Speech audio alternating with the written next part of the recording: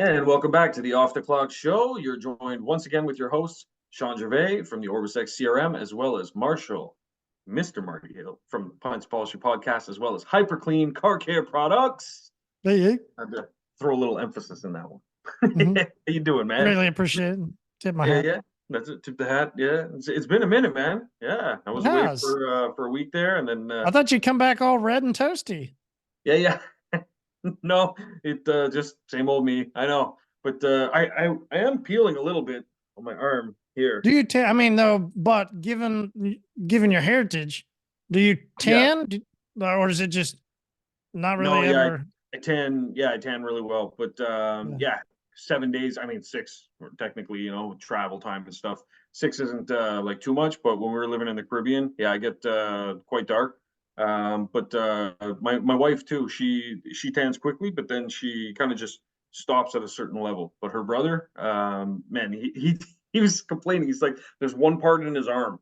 He said it just keeps tanning. And he's like, but everything else will just, stay one shade. And he's like, it's brutal. But yeah, no, with my heritage. Interestingly though, my sister can't tan at all. It's crazy. And we look completely different. She's got blonde hair, blue eyes. She has super, super curly hair. And then my eyes green, my hair brown. And I take a tan. She doesn't, which is very strange. But yeah, I don't know. How about yourself? You tan? Yeah, maybe she's adopted. I don't know. I mean, sure, but yeah, it was more about, given your heritage. I'm a traditional white dude from Oklahoma. Like, okay, yeah. So, I burn so. I still have, which we joked about the other day. I still have. So when we were in Brazil, I set out. We had a couple hours. I could go to a pool. We had a nice day. I was like, you know what? You guys go do you. I'm gonna sit by the pool. Okay. Well, I tried to kind of keep some and it wasn't a bad it wasn't a hot day. It was so I thought I was good. No, I got burned to a crisp. So I didn't really tan too well. I burned. Yeah. Well, after you burn enough times, right? Was your so that's the trick, right? You're burnished tans. You're bronzy, burnished bronzy. Yeah, burnished bronzy. Yeah, exactly. Yeah, no, I used to love to. I mean, as a mobile detailer, that's what was. All I wore was flip flops, and I never wore hats really until I started getting visors. And then I wore a visor most of the time, but that doesn't ever cover this part. I still know. Dale, he's a guy I've talked to. He's gotten some stuff taken out. I mean, detailers that are outside, most of us love to be outside, and that's why we're mobile detailers. It was the best. A nice day outside, enjoy the outdoors. Get your feet wet, you wash some cars. You gotta love it, right? But little too much, and I bet you there's going to be some stuff that later I'll probably have to take out. Yeah. Damn. It's true. The sun, man, it can be vicious. And that's where, like me, I don't play with the sunscreen. But the first day, I bought sunscreen that I brought down. And then everybody else had brought normal sunscreen. My sunscreen, I bought this sport one. You spray it on, it goes on purple. And I was like, okay, so you can see it goes on purple and then it's going to turn clear. It didn't turn clear at all. So I literally for a whole day, and the shit just wouldn't wash off. There was nothing you could do. It just wouldn't come off, man. It was insane, but kept me protected, which was good. Old grown Oompa Loompa. Yeah, exactly. Yeah, it was like a fucking Smurf or something, man. But a purple one. Or what's that? One of the Muppets there, the purple one. I don't know. Anyway, but or no, the McDonald's thing there, the character. The Hamburglar? Yeah, that's it. Yeah, there we go. Exactly, the Hamburglar. There we go. But yeah, so after that, I started borrowing everybody else's sunscreen because it was like they had nice stuff that went on clear and stuff, But I thought it was trying to cheat the system because the one I got was like 60. So I was like, oh, 60 SPF. I only have to put it on once an hour. Perfect.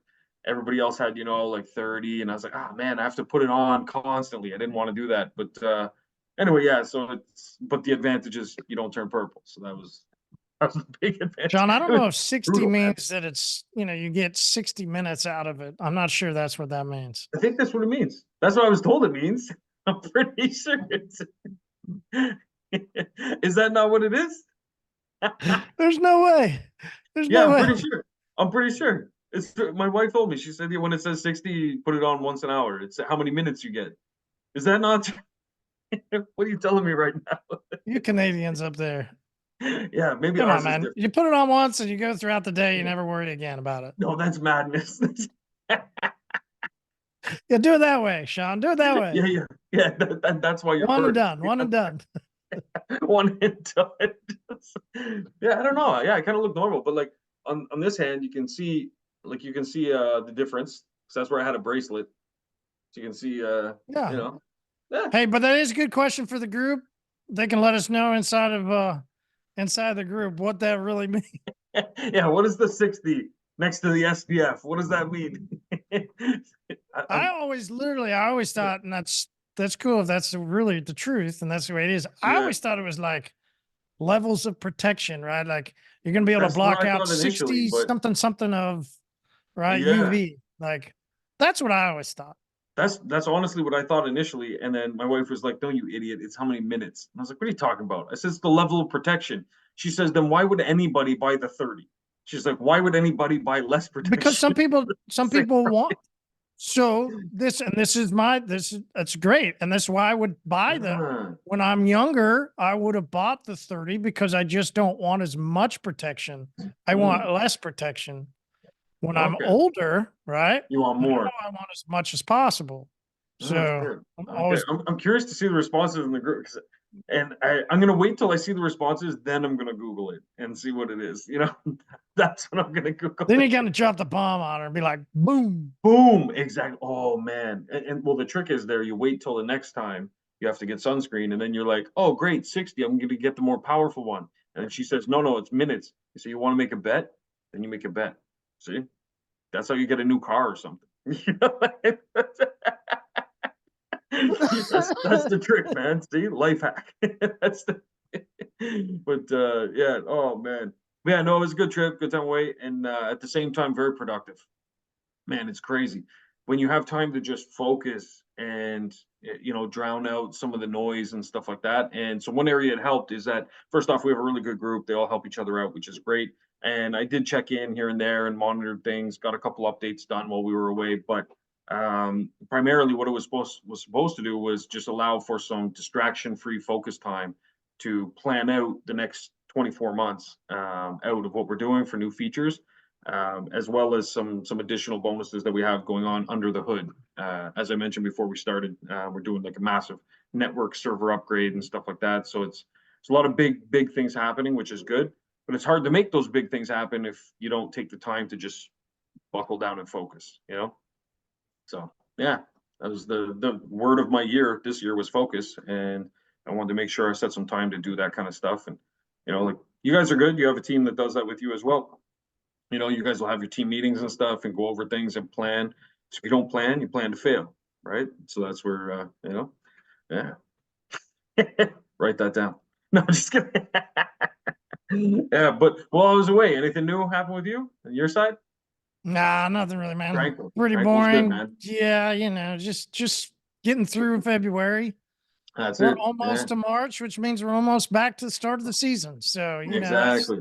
that's it, man. We're excited Yeah. about the 60-degree weather we have there this week. And I know people are getting back out cleaning some more cars. So that's what it is around here is people more excited about getting better to fresh air and getting the cars back. Mm-hmm. Yeah. Absolutely, man. Yeah, and that's where us too. We're excited for it as well, and so we've started tweaking our Google Ads.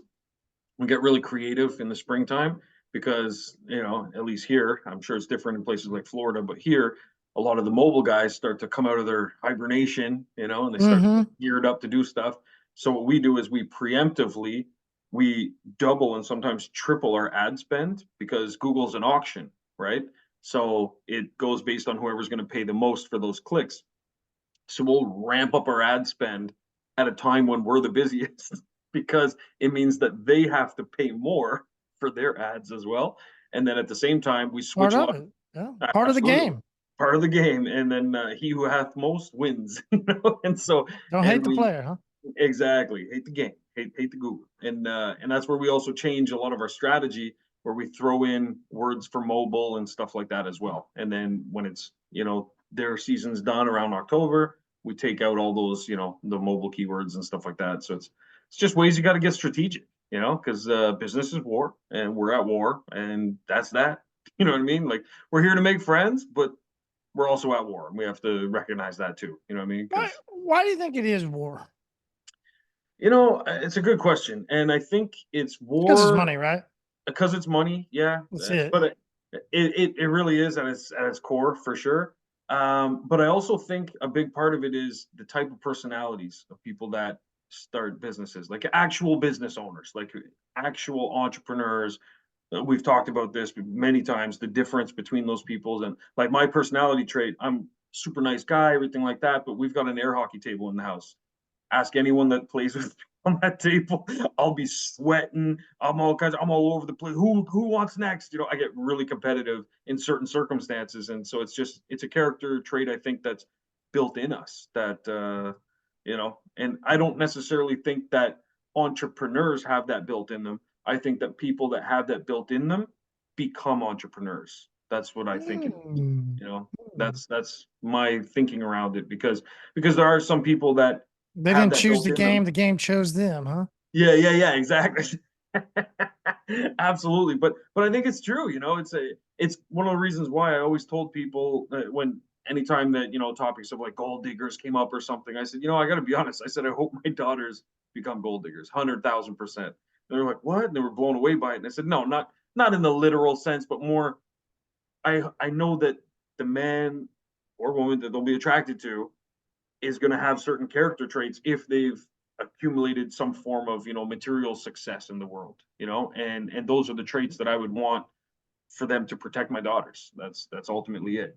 Money's just a tool, it's just a resource, but I do want them to be with someone that's got that alpha kind of, take the reins and lead, because like I'm not going to be here forever, man. And even if I do live forever, I'm going to be weak and feeble. You know what I mean? So I need some, younger, stronger alpha male to take over and lead the ship. Like it's that simple. And so, but I think that those are things that are just innate in some people, and then that leads a lot of those predominantly to become entrepreneurs. The rest open nonprofits. That's basically it. Oh, yeah. So I had a buddy long time ago at a watch company that he was making and selling watches. It was called like Zuby or whatever. And it had like zoo animals and stuff on it. And he worked with, I believe it was the San Diego Zoo, and had photos of it. And anyway, he once he finally got out of his watch business, he went over and for a brief stint got hired to work and do nonprofit work. Oh, no shit. Like, he's like, no way. So he went into banking. Yeah, he didn't last very long. Exactly. He was like, I'm out. He went into banking very quick. And he's done well. The rest of his career has been nothing but banking, and he's done well in banking, but yeah. Yeah. Jeez. But Billy D. Yeah. Like it's something you can't just, I don't know. I couldn't do it. Like I couldn't just imagine, like, because every day, like, we're warriors. We're out here fighting the fight, and you're gonna go in. I don't know. I feel like I got neutered or something. You know what I mean? Like on the note of nonprofits, though, fun Canadian fact: the largest nonprofit in Canada. Any idea what it would be? Goodwill. No, good guess though. Very good guess. Red Cross. Toronto Airport. Our airport nonprofit. However, when I went through there and paid $27 for a sandwich and a Coke, okay, don't tell me nothing about nonprofit. Yeah, I think I remember hearing. Yeah, I think I have remember hearing, like, there's something around airports of the non. Yeah, it is strange. Yeah. It's strange. So oddly enough, too, I actually have a nonprofit also. Oh, no shit. Yeah, but that's different, because I do think that a lot of entrepreneurs have a philanthropic side as well, right? Yes. Yeah. And so yeah. But that's dope. I didn't even know that. Yeah. I had it for, geez, called Rock Sports. It's where we used to go over. We'd travel to Asia, Mexico, went to Africa. It was all to go teach people how to play games, it was, basketball or soccer or football. Not football, baseball. So like in Asia, they play softball. So we would teach softball, and which is odd. I'd never played softball. Yeah. It took a little bit to get, instead of throwing here under here and hitting the ball. But all the other mechanics are all the same. And ultimately you're just teaching people how to play and exercise and use their bodies and, enjoy life, play games. Man, that's amazing though. Yeah. Man, that's crazy. Please tell me that's posted somewhere, like your website or something. That's amazing. Rock Sports? Well, there should still be a website up, rocksports.org. Wicked, man. That's amazing. Yeah. Well, there maybe is even old pictures of me, I bet. Oh shit. Yo, that's wonder. wicked, man. See, and I identify with that a lot because like we do a lot of like charitable work as well. I don't have an organization. That's awesome, but I've been part of it. But even if I think back, like my old business partner in another venture, he had this thing. What the hell was it called? Vinta. Oh, this is not the end. Yeah, Vinta. He had an organization called Vinta. I guess it's not live anymore. I'll have to go see. Okay. Yeah, it used to be live. I wonder what happened. Damn. That's wicked though, man. There's definitely there's the internet Wayback Machine or whatever. You can go back and see like cache pages and stuff. So yeah, we're gonna check that out. That's awesome though, man. And but yeah, my old business partner, same thing. He did really well for himself, and then he started this thing called Vinta. Violence is not the answer or something, and he was helping like youth and stuff that were getting into trouble, gangs, things like that, and he was helping them kind of steer away from that and do something productive and so on and so forth. So it's one of those things. Like he was an alpha male for sure. Like he was man, he was an inventor, product inventor. He had several businesses. He was a great marketer. He had that alpha personality, big guy and all that kind of stuff, loud in the room. But he had that philanthropic side as well. But definitely, I can tell you, like real business owners, guys that get in there, you know what I mean? They definitely all have those character traits, absolutely. And and that's where it is war for that reason. I think like we can be peaceful, but I think we are all warriors as well, and that's why it's war. I think it's you take button heads, There's a lot of it because your dream, your vision, your life doesn't always coexist with somebody else's dream 100%. For their vision in life, like all that stuff. So yeah, I mean, it just is what it is. Makes sense, exactly. Yeah. Like it's, and but I agree too. I agree it's war. That's why I was very adamant back in 17, 18, 19 when I was trying to come out onto the stage, like, and all the stuff we did at the expos and everything. It was like, I did see it as this was my chance. This was my shot to go take a moment. Exactly. And I felt I had to take it, like exactly. I had to go earn it, but you have to take it. If you got a shot, you got to take the shot. 100%. Yeah. And like, look at all the members I've accumulated. They were taken from other CRMs. You know what I mean? And they were either literally taken from some other CRM where they left, or they were shopping around and weren't sure, and they landed on mine instead of someone else. Go to a dealership and try and sell them car cleaning products. Yeah. It's war. You're gonna see it's war. Real quick. It's war. Oh yeah, big time. And that's where you'll have people undercutting, people getting upset, people this, that. Oh man, yeah, legit war. Well, wait till they put you in a line, and you're behind the next guy. That's that's true. That's always fun.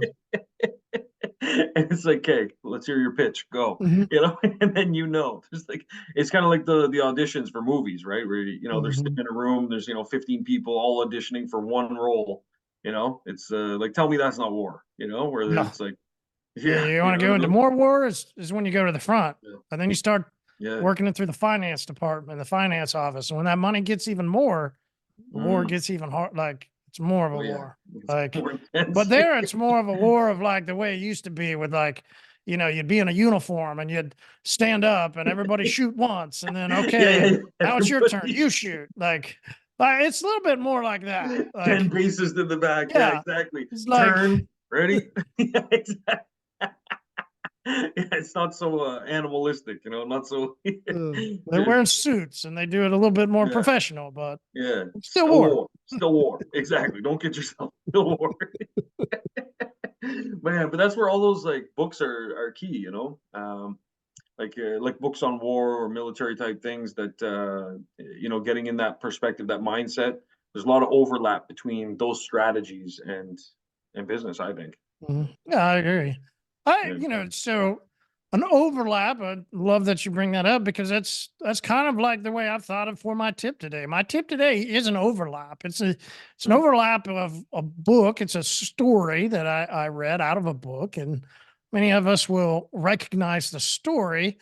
It's not so much about the book or what the story's about. It's more of how we can overlap the story into our life. I call it application, right?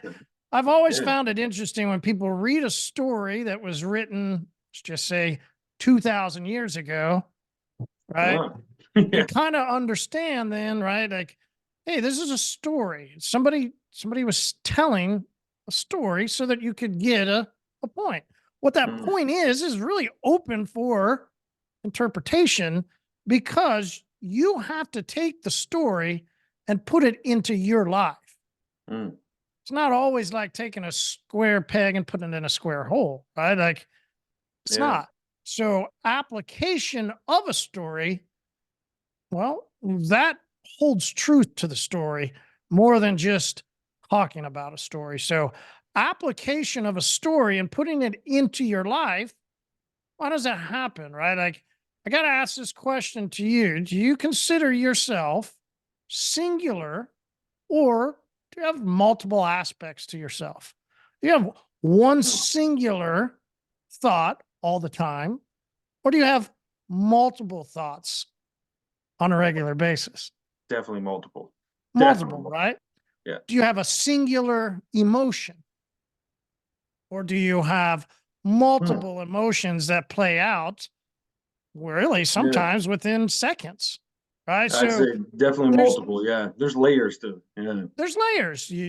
Some people call it the dual nature of a man, or there's 3 parts to a man. There's right. People are always going to dissect who you are and that you actually have more than one part of you that makes up Shawn, right? Like, true. Yeah. Now, 100%. we get into little schizophrenia, right? Where people are like, well, yeah, there's all right. I'm not meaning that. Every night my wife has a threesome. But if I can listen to a story, then there should be some aspect to me that I can put in the application. Is my point. So I can, and I should be able to take a story, and when I'm applying it to myself, I should be able to put myself into multiple roles because I know that I have multiple aspects to me, multiple characteristics, multiple, I don't want to say this, personas, right? It's not what I'm meaning. And I say it because I know that people are thinking that, but right inside of us, we're all made up with uniqueness. So I hear the story about somebody that goes away on a trip and he leaves somebody in charge of their estate. They're supposed to handle things at the estate. And now you can hear the story played out that, it was given to this guy and something was given to him and a role was given to, right? So you can go that way with it.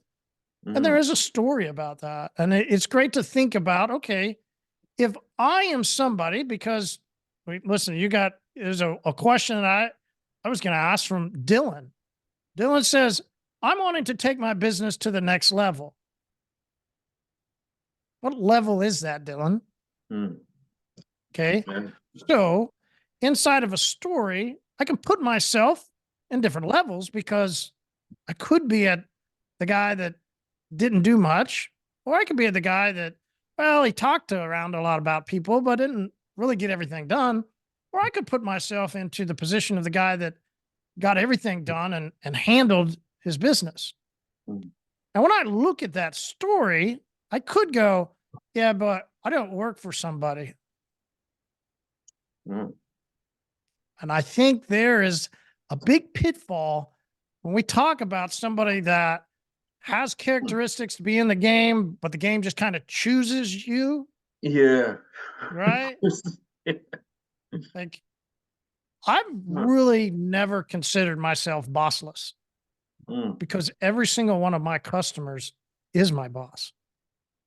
Customer says he needs something and I don't do it. You don't get paid. How's that different than how's that different than a boss? Yeah. So I can put myself into this story. And I can't put myself in the story by going, what if I'm both characters? All right. So I said all that to say, what about if we can be a steward of our dream, steward of our own business? Can you be the guy that barks and challenges steward? And can you also be the steward? We're off the clock, right? So that's why we went deep with this. Yeah. We went a bit, it's a bit out there, and I get it. I get it. But you know, that makes total sense though. And can I put myself into a story if I have different aspects to myself? And then if I can, then I understand all the things that I need to do from that steward. Right? I know I need to go handle accounts with different people, and I need to make sure that my team members are working right. And I need to make sure I don't over, discipline people. And there's certain aspects that you can learn and you can put it into what you're trying to do, which is take my business to the next level, take care of my dream, take care of my baby. How do I do that? I need to be a steward of my own dream. I need to put myself and become that good steward, because it is a story about life. And that if you do the right things in life, that when an opportunity or when something comes and looks at what you're doing, that if you're doing it. So how do you do that, Shawn? What's the thing that we think, at least I do, we probably both share this, the thing that we think that most people don't actually ever really do? Work hard. For me, I was about to say execute. Like execute. I don't think, do the work, right? I think a lot of people talk about hard work, but I don't think people actually do the hard work. Like I'm talking, like it's one thing to work smarter, not harder, but I work smarter and harder. Like I'm doing both. If I can free up an hour, I don't take an hour off. I use that hour now to do more things. So it's anyway. Are you a Spider-Man guy? Yeah, of course. The uncle before he dies, and there's this quote that then Spider-Man says throughout, right? With great power becomes great responsibility. The rarity that one of us just gets the chance to have a business. Just the chance that you even get to have a dream. It's true. There's people out there working 9 to 5s that just dream. They're begging to, And then you're going to piss on it. Yeah. Then you're going to be one of these other stewards that isn't found working hard and getting your job done, getting the business. You want to go to the next level, man. It doesn't matter. That is the answer. It's the answer for everybody to look and go, how do I become a good steward of my own business? How do I put myself on the block, right? That's what self-discipline we call it, or, somebody that has character. Oh, there's an interesting word. Somebody who has character. Ooh, hearing that term in this industry. Yeah. Something. So how do you do it? Can you just work yourself to death? Let me be the one to tell you, your body's going to give out far beyond your mind, probably, if you're the guy that is self-disciplined and does have the character to do the hard things when nobody's watching, right? To be that good steward. But can you do it all on your own? And can your body? No, mine gave out. Now mine is trying to make sure that I have everybody. Because if you read the story, the guy that does it the best works with others.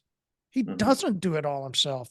It's not about hard work that, hey, I've got to clean every rim, or I've got to polish best, or that's not what it means. It's the overall encompassing work, not one singular aspect.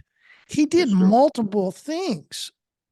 We have to do multiple things. And this is what I love about, you said it, I say it, it's a thing is, we just enjoy each other. We enjoy working together. Exactly. Yeah.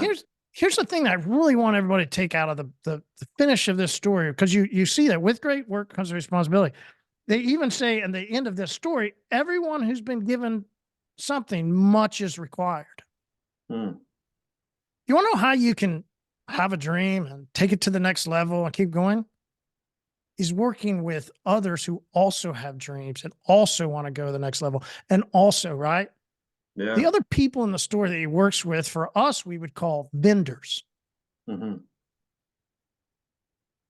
So now you can start to understand that process of, okay, each vendors that can help me with big challenges that we all face, labor, vendors that can help me with hiring, but vendors that can help me with marketing and help me with customers and be able to interact with customers. I said it to you. I can't imagine 20 years ago, 22 years ago, having a CRM like OrbisX to infiltrate was the word, which it should be, infiltrate my business so that we could have infiltrated this town. Like 100%. I just can't imagine what I could have done with something like OrbisX when I was a full-on mobile detailer, when I had my car wash, with anything, like any aspect when I was running a shop, to have something like OrbisX to be able to work with. I would have tirelessly worked with OrbisX so that it, right? Like everything that goes on inside of the app to work through. I can't believe how many people come into the group and go, hey, the amount of, just put in the work. Exactly. I know. Understand how OrbisX can work with you, because you've never been given an opportunity like this to get. Like, so put in the work. You want to take to the next level? Put in the work. Put in the work 100%. With your vendors. Put in the work. Like, it's true, because I've seen posts of all types, like not just talking about OrbisX, but just CRMs in general, where there's a lot of posts now, people asking about them because the season's coming, and they'll say, oh yeah, but are there any free ones? Because I don't want the ones that cost money or something. It's like, okay, yeah, free. I understand you don't want to cost initially, but you got to put in some cost for your business. But you have to understand that the ones that cost are going to have more features available, but it's going to be more work for you. But putting in that work is also going to separate you so much from the competition. And I have countless guys that back when we had the free year, they signed up for the free year and they didn't start actually using it until 2 months were left. Yeah, you said that. Yeah. And then they were like, oh, I can't believe I wasted 10 months. Can I please restart it? And I'm like, no, you don't get the cookie because you didn't put in the work. Like, you got to do the dishes first. And so it's like, no, you had your free year. That was very generous. You know what I mean? Like every other software out there, it's like 7 days, 14 days, stuff like that. So like, no, it's you were given a gift, but you squandered it, unfortunately, and that's what I was trying to do in the beginning, was give that gift. And so like, we still give 90 days to a lot of people, so depending on the scenarios or where they came from. But the reality is, OrbisX does take some work to set up. So does a business. It takes work. So does everything good in life. A marriage. So does raising kids. So does, competing at any kind of professional level of anything. All of these things take time. Like, you think Usain Bolt just put on some running shoes one day and went and fucking outran everybody? No. It's crazy. Who was it? Wayne Gretzky. So I was talking to Nick. This comes from my partner Nick, and he tells a story. Wayne Gretzky, his favorite hockey player was some guy named Marty something, which is why I was able to remember the story. And I was like, yeah, absolutely, my favorite hockey player too. But it was that this guy had no skill to be in hockey. Damn. But he showed up before everybody else, and he worked 2 hours later than everybody else. Yeah. And he put in more time than anybody else, which is why he was on Wayne Gretzky's team and won right there along Wayne Gretzky, but was nowhere near the skill set of a Wayne Gretzky. And Wayne Gretzky was like, he shouldn't even be in National Hockey NHL period. Yeah, NHL shouldn't even be in there. Yeah, but yet he was there because he put the work in, Mm-hmm.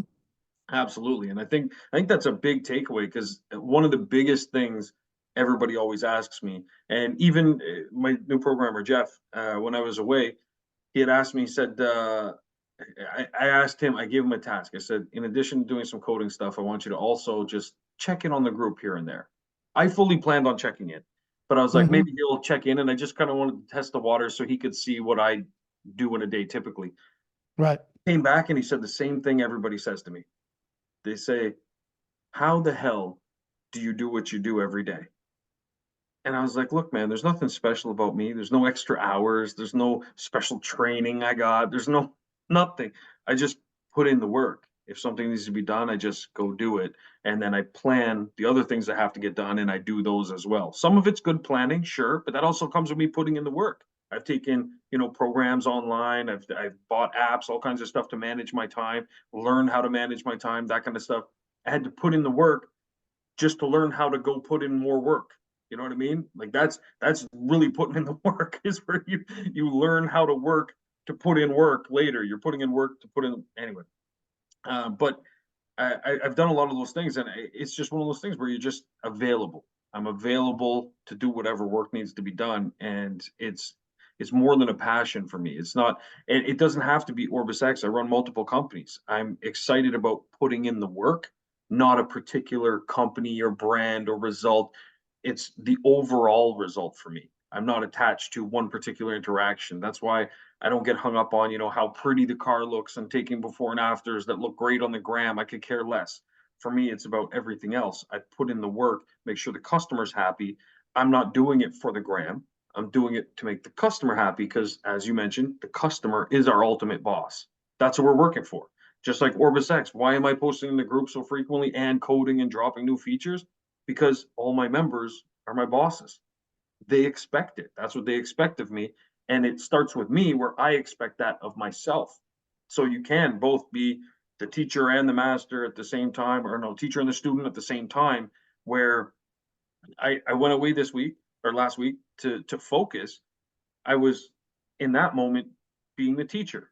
And I was teaching myself, hey, student, this is what you're going to have to learn, and this is what you're going to have to do for the next X amount of months. And then I come back and now I have to execute that plan. Right. So I'm my own boss, but on top of that are the customers 100%. So that's great. And I think it's something a lot of people overlook is just how much it takes to actually succeed in a business, whatever that next level is. As you mentioned, like we don't know what that next level is to, I think it was Donald, you said, Dylan. I think it was Dylan. Yeah. Dylan. Yeah.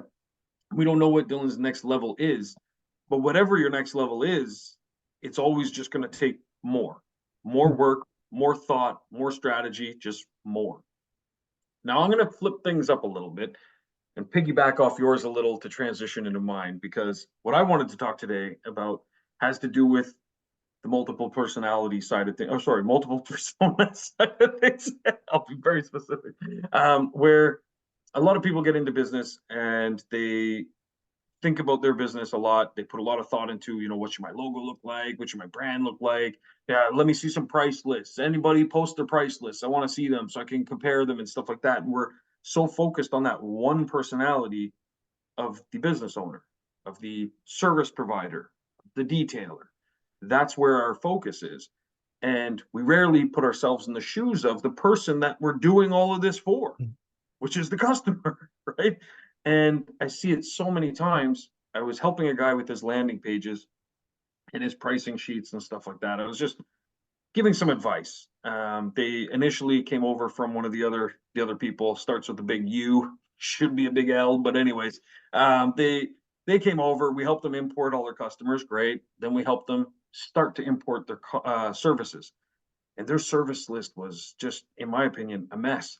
There was like 500 something services listed, and each of them had like little packages. Each of them had variations and all this stuff. And it got me thinking about this video I saw about octopuses, because I absolutely love octopuses and I'm fascinated by them. Don't worry, I'll tie the two together here. So like James Bond Octopussy? Is it like Octopussy? No, not that one. No, actual octopuses. There's a guy from Crunch Labs. He built a tank for an octopus, and he builds these like, I don't know, obstacle courses of sorts for animals. He did one for squirrels in his backyard, and they had to go through this obstacle course. And then they got the nut. the YouTube guy, Mark? Yeah. Mark, what's his name? He worked for NASA for a while, right? Yes, exactly. And then he started Crunch Labs, where he makes like science educational toys. Yeah. We used to watch some of his stuff. It's fun. That Right, Squirrel yeah. Olympics was That was hilarious. oddly interesting. You couldn't stop watching it. It's like, wait, I'm watching squirrels jump to. what am I doing here? Like, it's true, but seeing the lengths he went through and like how professionally he set everything up, it was intense and it was entertaining. He did a great job, and that's why his company's now taken off as a result, which is, hats off to him. But he recently purchased an octopus, and he found out, octopuses only live like a year and a half or something like that. So he said, he kind of wanted to bring it back to where it was found. So he talked to the pet store. They said, this is where, we ordered them from. This is where they came from. So his goal was to release the octopus, but he said, well, I've had the octopus for a few months now, and it's being fed from here. So it's had an easy life, kind of like a lot of the detailers during the gold rush of the 2020s. And so he was like, I can't just release this thing into the wild because it's war out there and it's going to get devoured. So he decided to build this obstacle course. And at the end, he put a bunch of shrimp. And so the octopus had to go through the whole thing. There was like a big maze. It had to go, under sand, and it had to go through this revolving door and then push a button and all kinds of crazy shit. Finally get to the end. And that's where the prize was waiting. And my tip for today is to stop treating your customers like they have the intelligence or carnal desire to get to the shrimp like an octopus, because reality is human beings function quite differently than a lot of other creatures in the animal kingdoms.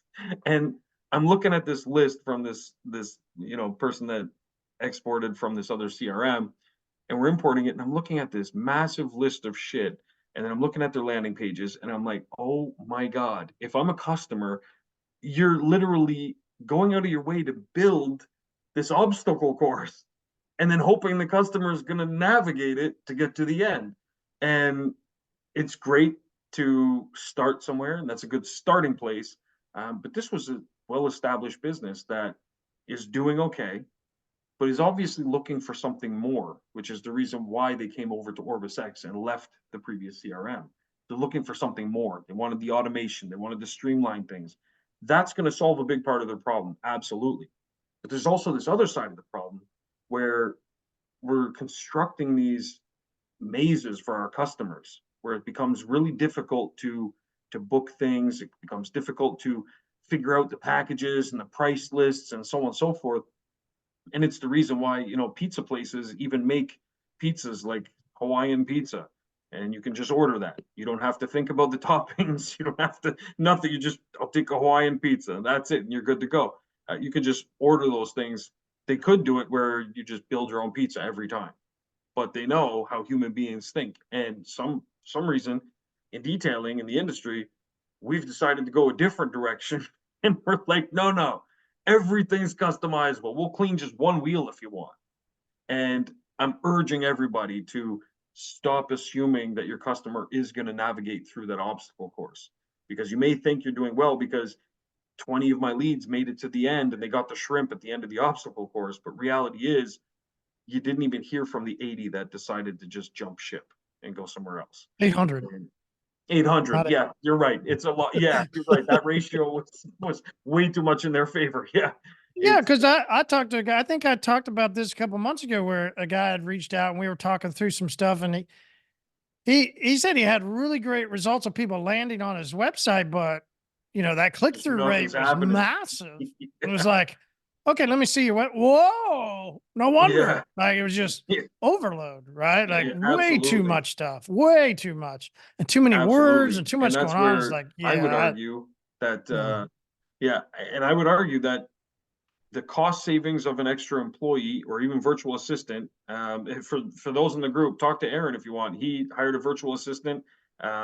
She's paid well for where she's living. She speaks English.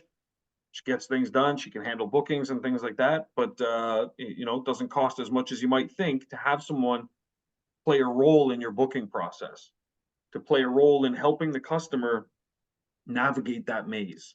Because reality is, as a customer coming in, there's a lot of information being thrown at them, and they might have come in because they heard their neighbor got their car ceramic coated.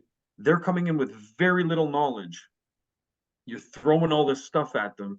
It's going to be intimidating for the majority of customers, and they're not going to get to the end of your maze. Absolutely. So I would love to give credit to human beings and say that we have the intelligence of these octopuses. However, who's gonna have a landing page that says "get her wash"? That'll buff out. And absolutely. can I get a wax? Boom, boom, boom. Exactly. That's it. It's simple. Keep it simple. Honest to God. And that's where, like, the one cool thing with OrbisX, I'll touch on a feature real quick, shameless plug, is that in addition to having a booking form, you can actually make custom booking forms. And that's something I've always recommended to people where, yeah, the same guy might want to get a detail and a ceramic coating at the same time, right? That's where you could separate it by, having something like looking for additional services, click here instead, or something like that, or just have them as upsells on your custom forms. But the best scenario would literally be keeping them hyper focused on that one thing that they're going to do and then upsell them whatever they didn't get, right? And so if the guy's interested in a ceramic coating and ceramic coating only, have that be, he goes to your ceramic coating page, quick little bit of info, preferably a video that's just you in the shop going over, like, hey, look at these cars, we did a great job, look how shiny it, whatever you need to do. And then the form where they can book a ceramic coating. Then you get that lead. Now that you're nurturing that lead and you're like, hey, we'll get you booked in for that. And by the way, ceramic coating could take us, up to 6 or 8 hours or whatever it is. While the vehicle's here, wouldn't it be nice if we clean the interior as well? That's where you can hammer them with that other stuff. If you're leaving that solely in their hands, I'm telling you, the percentage of octopuses that reach the end of that maze is going to be, a lot of them are going to starve along the way. That's what's going to happen. Or they're heading back to the ocean. That's just the reality of it. So, stop building and constructing these complicated mazes. Keep it simple. Try and streamline things.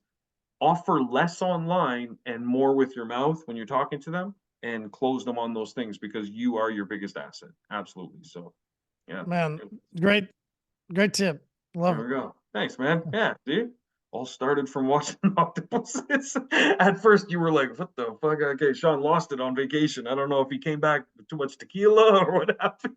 Not I enough. told you, I could not enough. Yeah, never enough. Do you ever watch? I love seeing the octopuses. They blend in, right? And they're in the reef. Man, You don't see them. it's Then they eat amazing. the fish, and you're like, "The Yeah, and hell!" you're like, "What Like, the and then fuck it is just goes that?" right back to. Yeah, and you're like, "What the hell?" It's so crazy. They can do that in, I think it's like 200ths of a millisecond or something. Something It's that's crazy. crazy. They can change their color, the texture, and their shape and stuff, of course, as well, right? But the part that got me about the color changing is that if they lose an arm, the independent arm can still match the surroundings. So if you took the cut off arm and move it somewhere else, it can still change to the color of the, like, Wow. what the it's insane. Like, you know what I mean? Like, you cut my arm off, it's just red everywhere. That's that's it. But yeah, it's wild. And it's because they have sensors built into each arm and they can think independently, and the sensors can assess what's around them and then change. Like, man. And we're thinking our customers have those kind of superpowers to, they're going to figure out complicated pricing structure. It's not going to happen, man. Ain't happening. Ain't happening. Yeah, small, medium, large, baby. That's it. Let's go. That's it. That's it. You got to think, like, even McDonald's and stuff, before they started doing the meals, would you like fries with that? Like, they just kept it simple initially, and then eventually they realized, fuck it, just throw the fries in with everything. Just save that millisecond of asking if they want fries. Just fucking give them the fries. You know what I mean? It's like the simplest thing in the world, man. Yeah, I'll take a number 6. Like, you don't even have to use the words anymore. That's what we're dealing with here. We're not dealing with sophisticated octopuses. So keep it simple. Do what you got to do. Anyways, Marty, appreciate you as always. And yeah, we'll see you next week, guys. Don't forget, tune in and subscribe to Pints of Polishing Podcast if you haven't already. Absolutely. And stay in the loop for some interesting stuff coming down the pipeline as hyperClean car care products and OrbisX work even closer together. I'll leave it there. That's a little set. All right. Appreciate you, man. See you next week. See ya. Cheers.